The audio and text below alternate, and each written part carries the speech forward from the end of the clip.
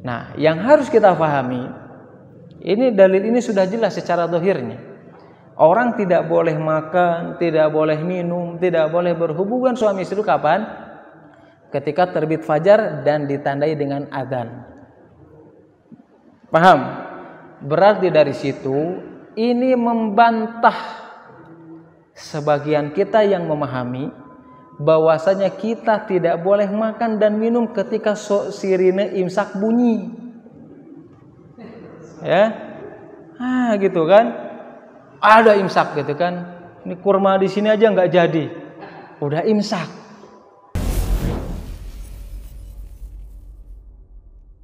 Wabarakatuh.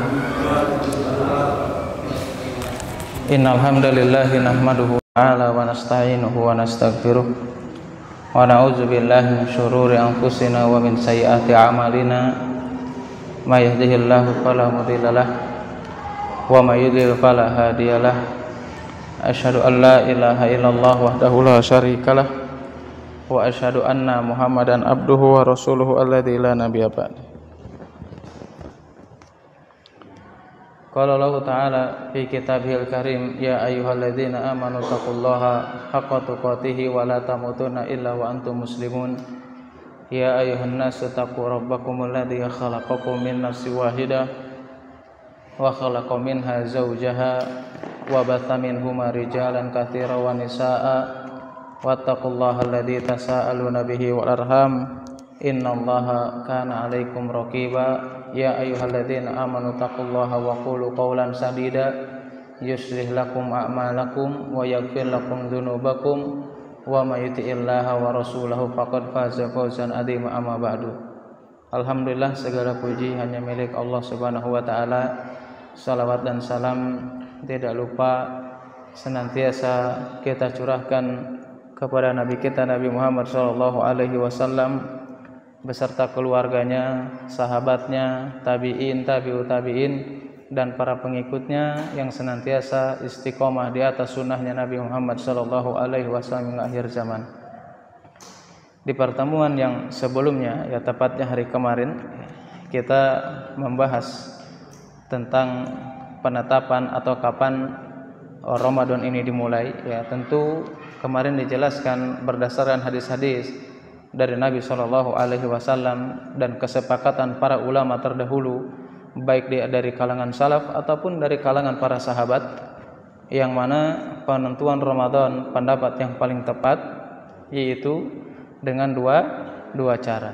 Ya, cara yang pertama dengan apa? Dengan apa? Dengan ru'yatul hilal. Cara yang kedua, selain itu, cara yang kedua yang kemarin hilal sama menggenapkan 30 hari di bulan Sya'ban.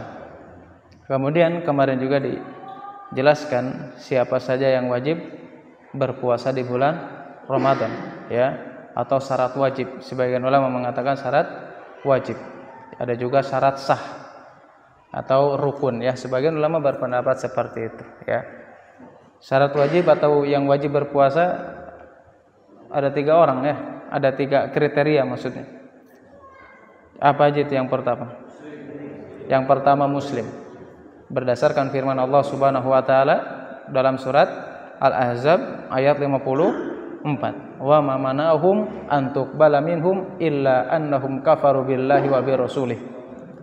Karena orang kafir atau bukan orang muslim, mereka tidak diterima apa yang mereka lakukan kecuali hanya balasan ketika di dunia saja. Kemudian yang kedua apa?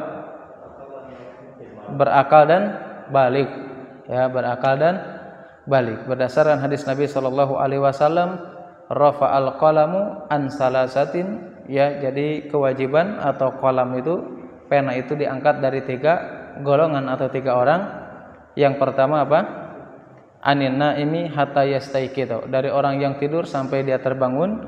Wa anis sogiri hatta yakbur, dari anak kecil sampai dia balik atau besar. Kemudian wa anil majnun hatta yaqila au yufiqo, dari orang gila sampai dia sadar atau dia sembuh. Kemudian yang ketiga apa? terbebas dari udzur ya, baik udzur sakit ataupun safar, yaitu dalam perjalanan. Kemarin juga sudah dijelaskan ya perbedaan antara syarat dan rukun. Syarat dan rukun. Ada ingat enggak?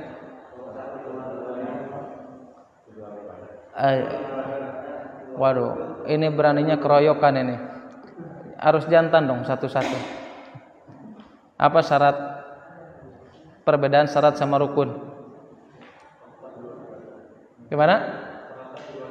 Kalau syarat itu terletak di luar ibadah. Kalau rukun di dalam ibadah.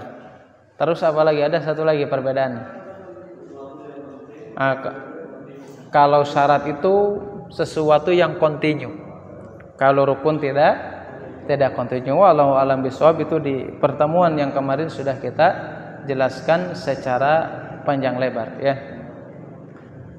Maka pada kesempatan ini ya kita akan membahas syarat sah atau rukun ya, atau rukun dalam berpuasa. Rukunnya apa aja sih? Ya. Rukun bagi yang berpuasa itu ada 2. Ya. Dan 2 rukun tersebut harus terpenuhi. Apabila 2 rukun tersebut tidak terpenuhi, maka puasanya tidak sah.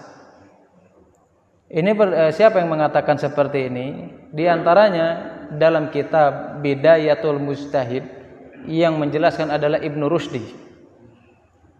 Kemudian Bada'is Sonai yang menjelaskan Al-Kisani atau Al-Kasani. Kemudian juga dijelaskan dalam kitab Raudatut Talibin karya Imam An-Nawawi bahwasanya rukun puasa itu ada 2. Dan keduanya harus terpenuhi. Apabila tidak terpenuhi, maka puasa seseorang itu tidak sah. Rukun yang pertama yang dijelaskan oleh para ulama, rukun yang pertama adalah niat. Rukun pertama adalah niat. Ya. Kenapa rukun yang pertama ini niat? Ini berdasarkan sebuah hadis Nabi SAW yang diriwayatkan Abu Dawud, diriwayatkan Tirmidzi, diriwayatkan An-Nasa'i, bahkan disahihkan oleh Al-Albani rahimahullahu taala dalam kitab Al-Irwa. Hadis dari Ummul Mukmin Hafsah radhiyallahu anha bahwasanya berkata, la yasih ya, bahwasanya beliau mengatakan dalam salah satu hadis tersebut, malam yujma ya, malam yujmi'il sauma, barang siapa ya yang dia tidak berniat qoblal fajr, malam yujmi'i sauma qoblal fajr fala sauma lahu. Barang siapa yang dia tidak berniat sebelum terbit fajar, maka puasanya tidak sah. Jadi rukun yang pertama yang harus dimiliki adalah niat. Tetapi niat di sini yang harus kita pahami ya, berdasarkan para ulama, baik dari kalangan Hambali ataupun Syafi'i ataupun ulama-ulama yang lainnya. Sebagaimana kita pahami, hadis ini menjelaskan kepada kita bahwasanya dalil bahwasanya puasa atau ibadah itu akan diterima dikala dia memiliki di dalamnya niat. Ya, karena Allah itu akan menilai sesuai dengan niat kita. Amalan kita tidak akan diterima atau tidaknya itu tergantung daripada niat kita masing-masing. Makanya hadis yang pertama dalam kitab Al-Arba'in An-Nawawi apa? Innamal a'malu binniyat. Perbuatan itu tergantung daripada niatnya. Ya, apapun ibadah yang kita lakukan harus ada niatnya di situ, harus berdasarkan niat. Dan niat apa artinya? Niat itu adalah keinginan atau kehendak untuk melakukan sesuatu. Ya. Dan kesepakatan para ulama, ini sepakat para ulama, baik Hambali ataupun Syafi'i atau ulama yang lainnya, bahwasanya niat adalah tempatnya di hati. Pertama dijelaskan dalam salah satu kitab rujukan dalam mazhab Asy-Syafi'i, kitab Kifayatul Akhyar, yang mungkin kita semuanya sudah tahu. Kitab Kifayatul Akhyar salah satu kitab rujukan dalam mazhab Syafi'i. Halaman 286. Al-Imam Taqiyuddin Muhammad Al-Husaini mengatakan bahwasanya kesepakatan para ulama bahwasanya niat itu tempatnya di hati. Tempatnya di mana? Di hati. Kemudian datang lagi ulama dari kalangan Syafi'i, ulama besar dari kalangan yang bermadzhab Syafi'i. Siapa itu? Yaitu adalah Al-Imam An-Nawawi Asy-Syafi'i rahimahullahu taala. Salah satu ulama besar, ulama terkenal, ya. Salah satu ulama terbesar dari kalangan Syafi'i yaitu siapa? Imam An-Nawawi rahimahullahu taala. Ya. Mengatakan dalam salah satu kitabnya, dalam kitab Raudatut Talibin, beliau menjelaskan la yasihu shauma illa biniyatin. Puasa itu tidak akan sah. Ini kata Imam Nawawi. Ya, salah satu ulama terbesar dari kalangan Asy-Syafi'i. Beliau mengatakan apa? Lam yasihu shauma illa biniyah. Tidak akan sah puasa seseorang, kata Imam Nawawi Syafi'i ini, kecuali dengan niat. Kemudian melanjutkan perkataannya Imam Nawawi Asy-Syafi'i ini, tokoh ulama besar dari Syafi'i, beliau mengatakan apa? Wa mahaluha qalbun. Dan tempat niat tersebut adalah di hati. Wala yushtarat nadku bila khilafin. Kemudian Imam Nawawi mengatakan apa? Bahwasanya puasa itu tidak akan sah kecuali didasari dengan niat. Kemudian apa? Wa mahaluha qalbun. Dan tempat niat adalah di hati. Wala yushtaratu nadkun bila khilafin. Ini ulama besar dari kalangan mazhab Syafi'i. Kemudian apa? Wala yushtarat nadku. Dan tidak disyaratkan untuk mengucapkannya bila khilafin, dan tidak ada perselisihan pendapat dalam masalah ini. Ini ulama besar dari kalangan mazhab Syafi'i, Imam An-Nawawi rahimahullah taala dalam kitab Raudatut Talibin. Begitu juga ulama lainnya dari tokoh besar yang bermadzhab Syafi'i, yaitu adalah Asy-Syarbini. Beliau mengatakan apa? An-niyatun mahalluha al-qalbu. Niat itu tempatnya di hati. Wala takfi bilisanin qat'an. Kemudian apa lagi? Kata Syarbini mengatakan apa? Bahwasannya niat itu tempatnya di hati. Ini ulama Syafi'i terbesar Syarbini. Dalam kitab salah satu kitabnya Mughniyal Muhtaj. Ini mazhab Syafi'i. Bahwasanya apa? Mahaluha fil qalb. Niat itu tempatnya di hati. Wala tukfa atau wala takfi, ya, bilisanin qat'an, dan sekali-kali tidak boleh diucapkan. Kemudian apa lagi kata kata beliau mengatakan apa lagi?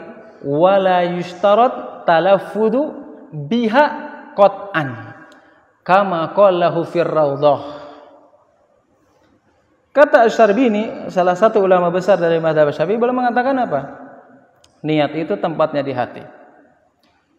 Dan tidak boleh sekali-sekali mengucapkannya. Wala yushtarat talaffudu biha qat'an. Dan sekali-sekali tidak disyaratkan untuk melafadzkannya. Kama qalahu fir raudhah. Sebagaimana dikatakan Al-Imam Nawawi dalam kitab Raudatut Talibin. Ini dari mazhab mana? Mazhab Syafi'i.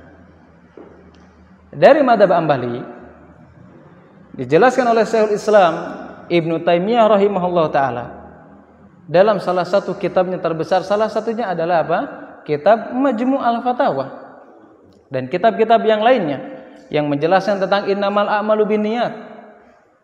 Dari mazhab Hambali yaitu Syekhul Islam Ibnu Taimiyah rahimahullah taala mengatakan apa? Bahwasanya an-niyatu mahalluhal qalb. Bahwasanya niat itu tempatnya di hati bittifaqil ulama, dengan kesepakatan ulama. Wa inna wabil qalbin tsumma la yatakallam bilisani ajza'athu niyatu biittifaqihim. Kata Syekhul Islam mengatakan apa? Niat itu tempatnya di hati dengan kesepakatan para ulama. Baik dari Syafi'i atau Hambali tidak ada perbedaan di dalamnya.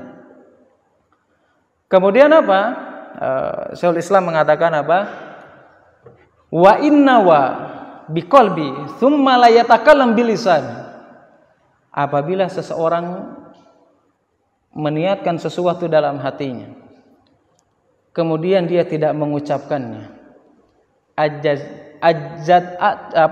ajza'athu, maka niatnya telah sah sebagaimana kesepakatan para ulama.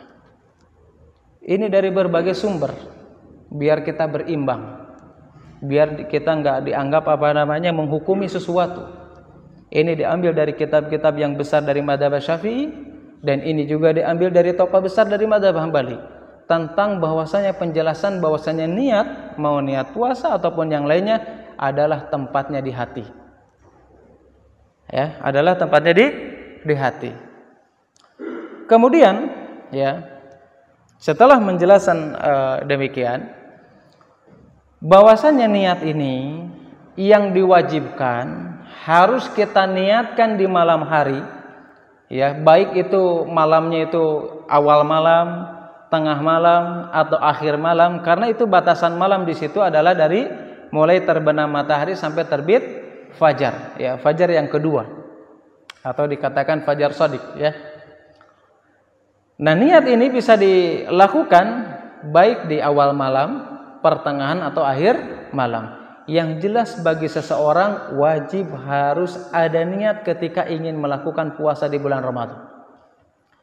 Kalaupun seandainya seseorang terbesit dalam hatinya, terbesit saja dalam hatinya, besok mau puasa misalkan, puasa Ramadan, hanya sekedar terbesit saja, maka itu dikatakan sah dan dia termasuk sudah berniat. Ya.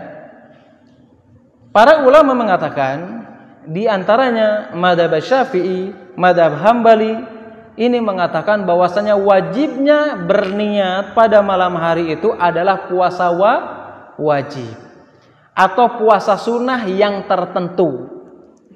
Meskipun secara umum, secara mutlak, ya, kalau puasa wajib itu niatnya harus dari malam hari.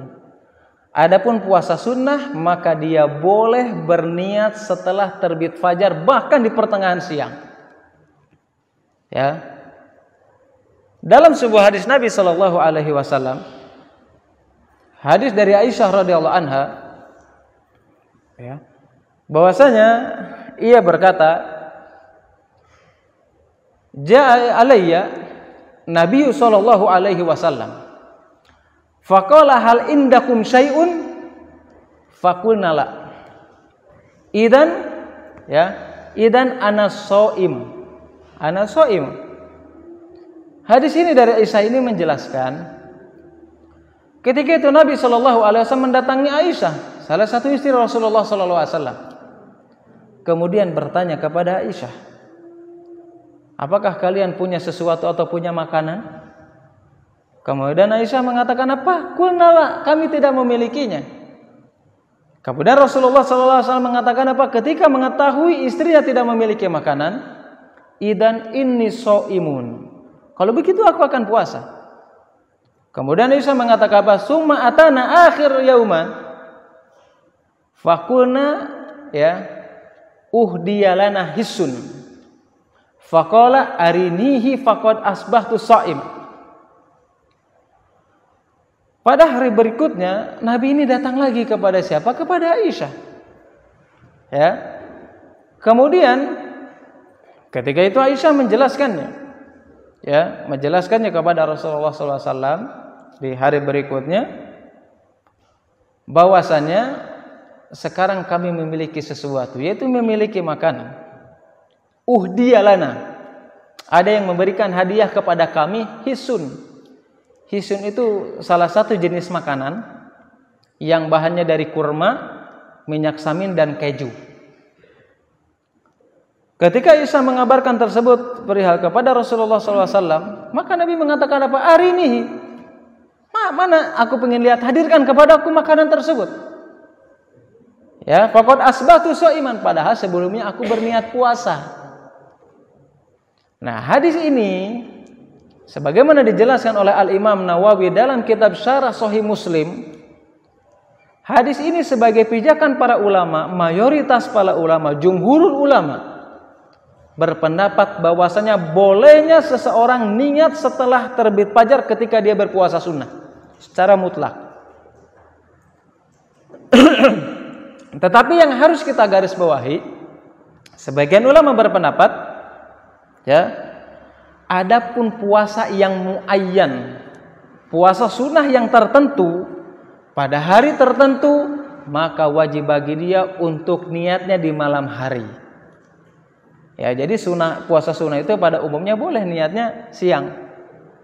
Mau jam 10 juga boleh, diantaranya pendapat Syekh Utsaimin. Kalau seandainya misalkan, ya, seseorang sudah jam 10 misalkan, dia niat puasa sunnah, boleh. Ini pendapat Syekh Utsaimin. Tetapi dengan syarat dia sebelumnya belum melakukan sesuatu yang membatalkan puasa, baik makan, minum, ataupun berhubungan suami istri. Tapi kalau sudah melakukannya nggak bisa puasa dia, ya, nggak bisa. Tapi kalau seandainya belum melakukan sesuatu yang batal, maka pendapat Syekh Utsaimin membolehkan meskipun dia jam 10 pagi. Nah, puasa sunnah yang tertentu ini, yang wajib niatnya di malam hari itu adalah puasa sunnah yang mana dilakukan pada hari-hari tertentu, yaitu diantaranya adalah puasa Ayyamul Bid. Tanggal berapa? 13, 14, 15 Hijriah. Ya, nah kalau puasa itu maka itu harus diniatkan dari malam hari. Tidak boleh diniatkan setelah terbit fajar. Ini pendapat para ulama. Bahkan dari hadis tadi juga kita mendapatkan beberapa banyak faidah. Ya, banyak faidah. Di antaranya sebagian pendapat Abu Hanifah beserta murid-muridnya, mereka berpendapat bahwasanya tidak boleh kalau seseorang berniat puasa sunnah dan niatnya itu setelah melewati pertengahan hari. Ya, berarti kalau lewat pertengahan hari kurang lebih jam 1 lah ya. Itu sudah pertengahan hari kurang lebih seperti itu. Menurut Abu Hanifah dan murid-muridnya, maka ini tidak boleh, nggak boleh. Tetapi jumhur ulama, di antaranya Imam Ahmad bin Hanbal, di antaranya Imam Syafi'i, maka boleh bagi seseorang untuk berniat berpuasa baik sebelum atau setelah zawal. Ya, zawal itu apa? Kondisi matahari sudah condong ke barat. Ya. Ini pendapat mayoritas ulama membolehkan, baik itu sebelum zawal ataupun sesudah zawal. Nah, ini faedah dari hadis Aisyah tadi bahwasanya boleh niat setelah puasa sunnah. Kemudian faedah yang selanjutnya yang bisa kita ambil dari hadis Aisyah tersebut, bahwasanya Rasulullah dan keluarganya mereka boleh menerima hadiah, tetapi haram untuk menerima sedekah. Ya, kenapa? Karena dalam hadis tersebut mengatakan apa? Uhdiya lana hisun. Rasulullah kami mendapatkan hadiah, yaitu apa? Salah satu makanan hisun. Ya, yang bahannya dari mana? Dari kurma, minyak samin dan keju. Ini hadiah boleh menerima dan menikmatinya. Tapi kalau menerima sedekah nggak boleh menerimanya. Ya, beda kalau ahlul bait sekarang beda kayaknya ya. Maksudnya ahlul bait yang dari kalangan orang-orang Syiah. Ya. Yang nggak lurus, mereka ya menurut informasi lah ya. Kalau kita sedekah kepada mereka, nanti rezekinya berlipat ganda. Ini sedekah loh bahasanya, bukan hadiah. Ya, dari beberapa orang lah, dari beberapa orang. Kalau bahasa kalau bahasa kepolisian sama militer mah A1 lah, beritanya A1, gitu ya. Jadi kalau kita sedekah katanya menurut mereka kepada imam-imam mereka, gitu ya. Yang mereka Allahu a'lam apakah mereka dari ahlul bait yang benar atau KW-KWan kita juga nggak tahu ya. Kalau sedekah kepada mereka itu berlipat ganda. Ya Allah alam bisawab. Itu pendapat mereka. Padahal ahlu bait itu enggak menerimanya. Nah, itu diantara pendapatnya. Kemudian ya, faidah juga yang bisa kita ambil dari hadis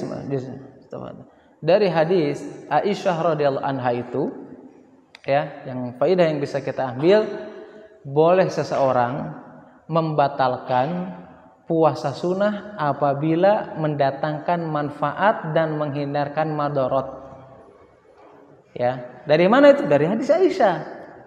Pertama, dari hadis Aisyah ini menjelaskan bolehnya kita berniat puasa sunnah setelah terbit fajar. Yang kedua, faidah dari hadiah. Dan di antara faidah yang ketiga adalah apa? Yang terakhir faidahnya apa? Bolehnya membatalkan puasa sunnah apabila di situ ada manfaat dan untuk menghindarkan madarat. Boleh enggak diqadha? Maka para ulama mengatakan untuk puasa sunnah maka tidak perlu diqadha. Ya, tidak perlu diqadha. Maka dalil yang tadi ya, hadis dari Hafsah Ummul Mukminin dari Abu Dawud, Tirmidzi dan Nasai itu adalah dalil wajibnya kita berniat tidak dilafadzkan sebelum terbit fajar. Dan ini khusus puasa-puasa wajib saja. Ya, puasa wajib ada berapa, masih ingat? Ada 3. Yang pertama, puasa wajib sesuai dengan waktunya itu puasa Ramadan. Kemudian puasa wajib yang kedua, puasa wajib yang kedua adalah puasa karena sebab, yaitu apa? Qadha, ya, membayar hutang puasanya. Kemudian yang ketiga apa? Puasa yang diwajibkan atas diri sendiri, yaitu apa? Nazar. Maka puasa wajib di sini maka wajib bagi seseorang untuk berniat di malam hari sebelum terbit fajar. Jelas ya?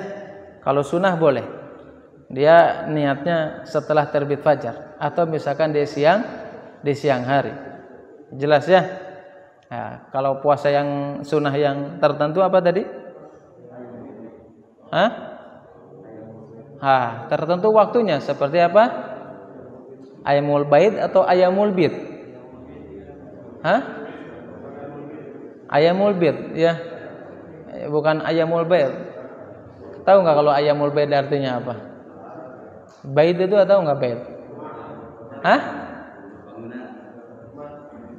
Bait, bukan bait. Kalau bait pakai ta yaitu rumah atau bangunan. Ini bait pakai dha. Ada baydun, ada bayadun atau abyad. Kalau bayad itu ya, yang keluar dari ayam atau bebek itu apa itu? Endog ya. Telur. Itu bayad itu. Bahasa Arabnya bayad. Kalau abyad itu apa? Ini kulit nih abyad ini, lawan daripada hitam. Nah, kalau hitam ya aswad lah. Ya, makanya hajar aswad, batu hitam. Nah, kalau abyad itu putih. Ya, ini memang istilah-istilah bahasa Arab ini memang harus paham ya. Meskipun kita mungkin enggak terlalu mendalami bahasa Arab, tapi minimal harus harus bisa lah ya. Kayak misalkan basmah. Basmah itu pakai sin gini, basmah. Itu artinya gini nih. Fingerprint. Cap jempol. Itu basmah. Pakai sin gini. Kalau pakai kalau pakai basmah pakai sin ini artinya tersenyum. Kalau basmah pakai sod itu artinya cap jempol. Nah, itu bahasa Arab. Harus harus tahu lah, dan wajib kita harus tahu. Ya, harus tahu, wajib. Seorang muslim itu harus tahu. Masa kita aja kalau di sekolah sedih nggak bisa bahasa Inggris. Harusnya lebih sedih lagi kalau kita nggak bisa bahasa Arab. Gitu kan? Harus bisa bahasa Arab biar kita paham tentang hadis-hadis Nabi, ya. Kalau kita bisa bahasa Arab itu, selain kita bisa membaca kitab, kalau ada muhadarah para masyayikh dari Timur Tengah dan sebagainya, itu kita akan pernah merasakan salah satu kenikmatan yang mungkin orang lain nggak bisa merasakannya. Apa kenikmatan itu? Ketika Syekh mengatakan atau berbicara, kita langsung paham. Itu kenikmatan. Nah, itu kenikmatan yang luar biasa. Jangan pahamnya cuma bahlul doang, bahlul sama bakhil. Itu diantara penjelasan rukun yang pertama dalam kitabus Shiyam adalah niat. Kemudian di sana ada pertanyaan, ya, apakah niat ketika puasa di bulan Ramadan ini sekali niat atau setiap puasa niat?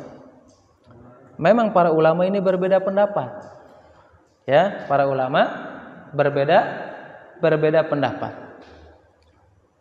Pendapat yang pertama, ya, bahwasanya niat ketika bulan puasa itu atau puasa di bulan Ramadan cukup sekali niat untuk mencakup satu bulannya, ya, kecuali dia terputus dengan sakit ataupun safar.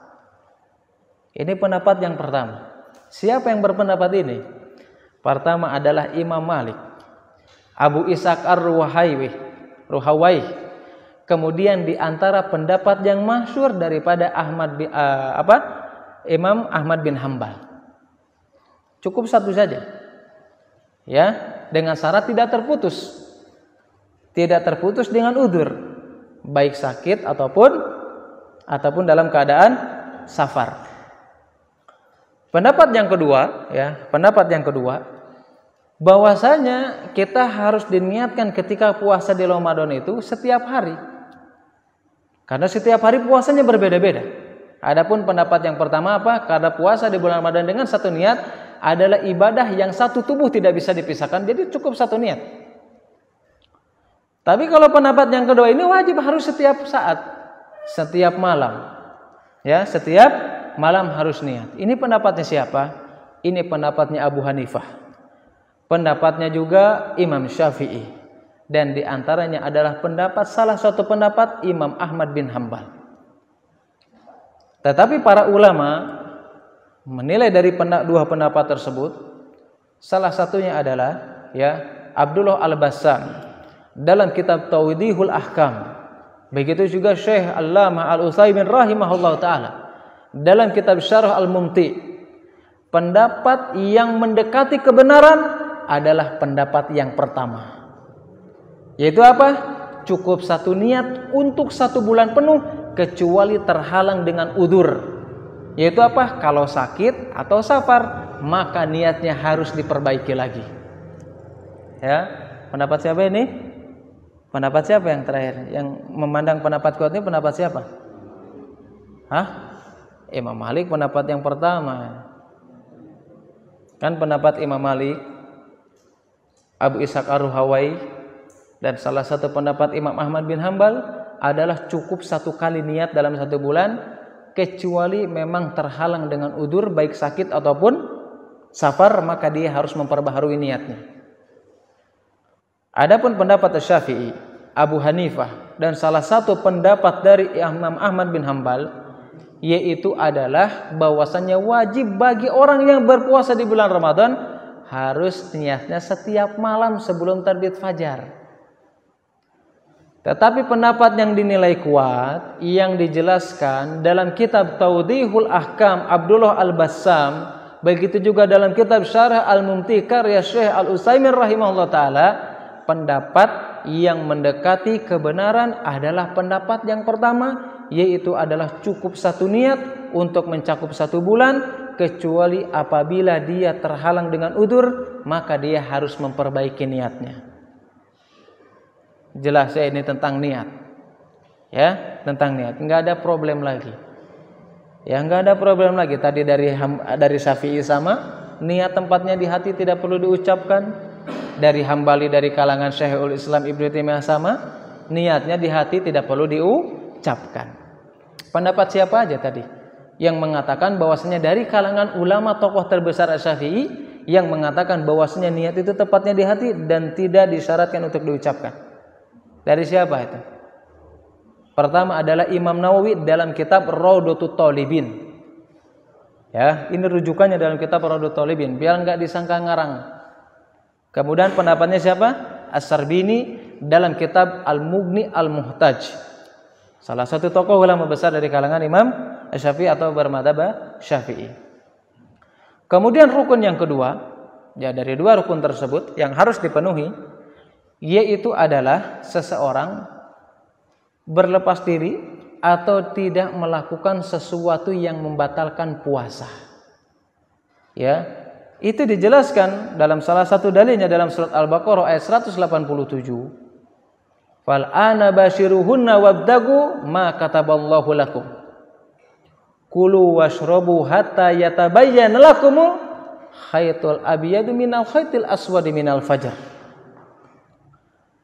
Ayat ini menjelaskan sebagaimana dikatakan Al-Imam As-Suyuti rahimahullah ta'ala. Ayat ini menjelaskan bolehnya kita mencampuri istri kita masing-masing. Artinya berhubungan suami istri. Boleh makan, boleh minum juga. Sampai apa? Sampai muncul apa? Khayt, benang putih dari benang hitam.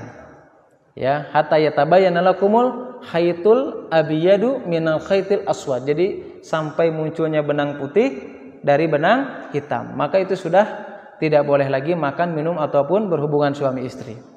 Maksudnya benang di sini apa? Ya, benang di sini apa? Benang hitam dan benang putih ini apa? Dalam sebuah riwayat, ya, Adi bin Hatim ketika mendengarkan benang hitam dan benang putih ini, setiap di malam hari beliau senantiasa menyimpan bengker dan naon? Tali pengikat kepala. Adi bin Hatim ini senantiasa kalau malam ini menyimpan bengkernya atau tali pengikat kepalanya itu yang warna hitam dan warna putih di bawah bantalnya. Setiap malam dilihat tapi nggak jelas.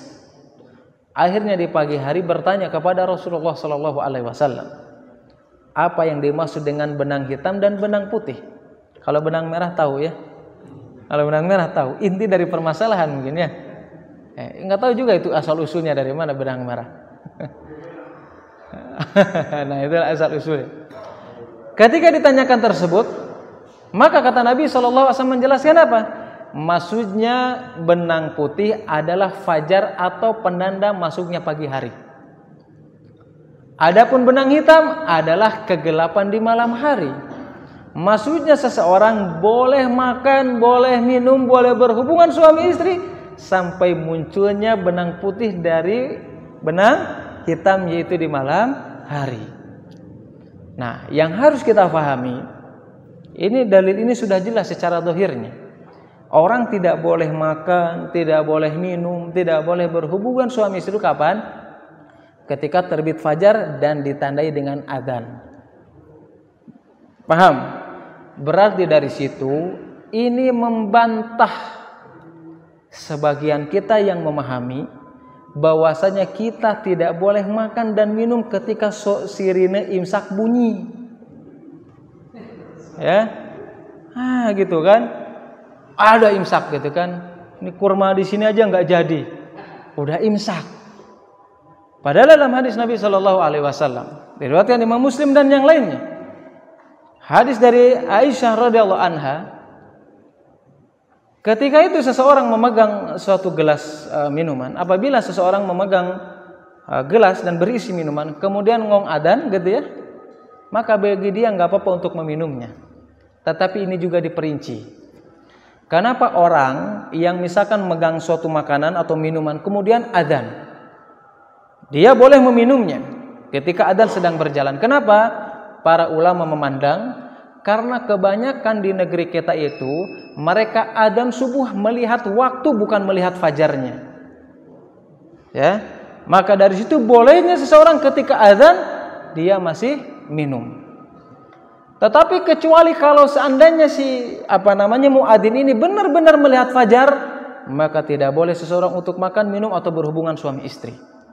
Tetapi pendapat Syekh bin Baz rahimahullah taala, maka lebih baik bagi kita untuk meninggalkan makanan, itu lebih afdal dan lebih aman. Ya, jelas ya. Jadi bukan imsak lagi. Imsak itu artinya apa? Menahan. Maksudnya mungkin siap-siap. Tetapi bukan berarti dengan bunyi sirine langsung berhenti makan, enggak. Dalilnya apa? Terbit fajar dan ditandai dengan azan. Bahkan dari hadis Abu Umamah Umar radhiyallahu anha, ya, ketika itu beliau memegang minuman, kemudian azan dan beliau meminumnya di hadapan Rasulullah SAW. Dia bertanya kepada Rasulullah, "Ya Rasulullah, apakah aku boleh meminumnya?" Padahal itu azan sedang berlangsung. Maka Rasulullah menjawab, "Silakan saja." Begitu juga hadis dari Bilal bin Rabah. Ketika itu Bilal bin Rabah ini membangunkan atau mengingatkan Rasulullah untuk salat fajar, salat subuh.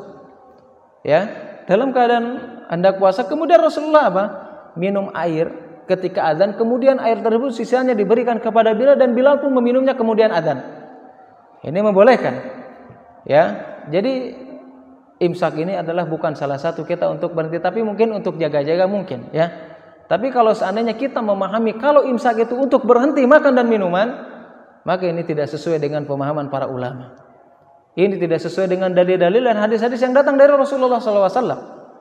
Ya, bunyi sirine langsung gitu ya. Enggak apa-apa, silakan saja. Kecuali kalau sudah adzan ya sudah, gitu ya. Ini mungkin diantara penjelasan tentang rukun yang dua rukun tersebut harus terpenuhi. Apabila tidak terpenuhi, maka puasa seseorang tidak sah. Tidak sah. Sebagaimana dikatakan Ibnu Rusdi dalam kitab Bidayatul Mujtahid, begitu juga Imam Nawawi dalam Raudhatul Talibin, begitu juga dalam kitab Bada'is Sana'i, yaitu karya Al-Kisani atau Al-Kasani. Wallahu a'lam bishawab. Ya, jelas ya. Nah, jadi pertemuan Rabu yang akan datang kita teruskan saja kitab Syam ini, ya. Untuk akidah kita liburkan dulu, ya, biar cepat selesai kitabnya. Jadi Selasa sama Rabu ya sudah dalam pembahasan yang sama, ya. Meskipun sebelumnya Rabu biasanya pembahasan tentang akidah. Nanti kita selanjutnya tentang saum Ramadan. Ya, biar cepat selesai dan puasa kita membahas kitab tafsir, ya, kitab tafsir. Ini mungkin untuk kesempatan kali ini cukup sekian, ya. Mudah-mudahan yang sedikit ini bermanfaat, khususnya bagi saya pribadi dan umumnya bagi jamaah sekalian. Allahumma inni a'udzubika min ilmi la yanfa wa min qalbi la yakhsha wa min nafsi la tasba wa min da'wati la yustajabu laha. Subhanakallahumma wa bihamdika asyhadu an la ilaha illa anta astaghfiruka wa atubu ilaik. Wassalamualaikum warahmatullahi wabarakatuh.